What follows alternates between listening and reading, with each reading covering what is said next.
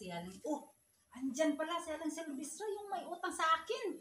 Nagkasalubong kami nung isang araw, binayaran lang niya ako ng dahon. Malintikan talaga itong babaeng to.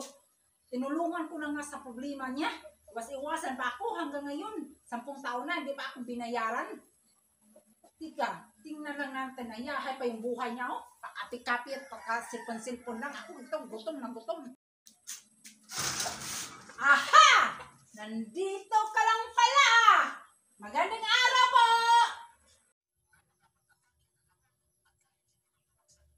Tao po! Andyan ba si Aling Silvestre? Yung tumakbo nung isang araw, binayaran na ako ng dahon. Oh, pakapi-kapi ka pa!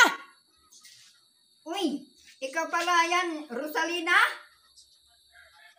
Bakit na ako nagbayad sa iyo yung isang araw ah? Hindi pa ba yun sapat? 10,000 yun. 10,000? Ha? Hindi mo ba alam? Mga dahon. Oh, dahon. Oh, pira ba yan? Oh, pira yan. Dahon to ng biyabas. Ito ba ang pira na sinasabi mo? Oh, sabihin mo sa akin. Ano, niloloko mo ba ako? Tinulungan na kita, tapos lulukuhin mo pa ako. 10 taon, 10,000. Oh, hindi pa ba yan sapat? Ano pa bang kulang? Bakit mo ako lulukuhin? Tinulungan na kita. Trespassing yan ah! Bakit ka pumasok? Aha! Na-trespassing na pala ang papasok ng bahay ngayon.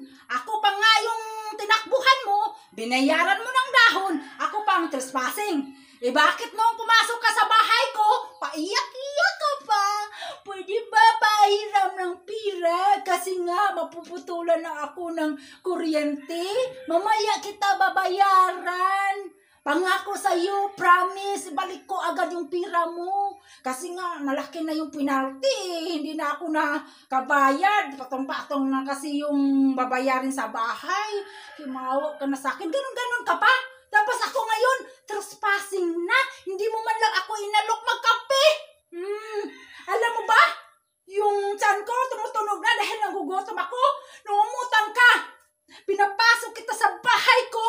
Welcome na welcome. Hinahiyan. Naghanda ako ng kape.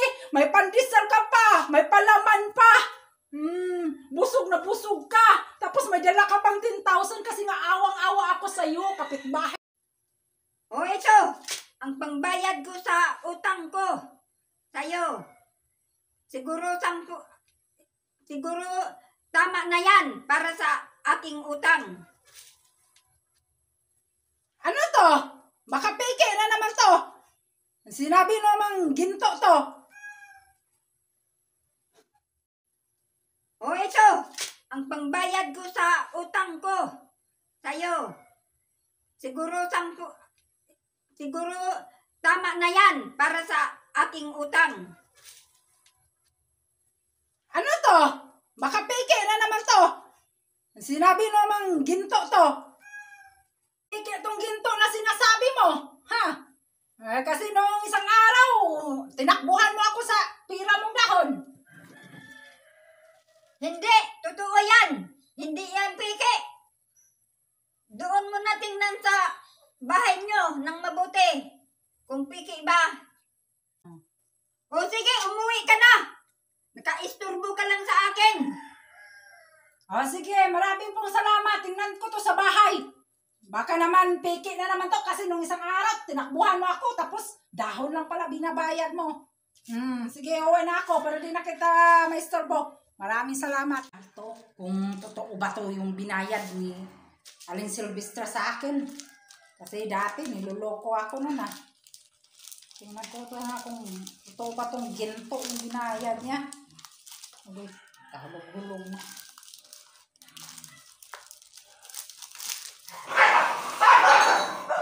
Uy, away na yung aso sa labas. Ito kaya itong ginto. Talagang ginto ah. Uy, bakit ito may brown? Sus, kulit lang pala. Ito talaga si Aling Silvestre. Niluluko na naman ako. Magkikita na naman kami sa sunod na araw. Akala ko ginto, tingnan nyo. Hindi pala. Kaya pala, pinapauwi na niya ako kasi pala chocolate ang laman.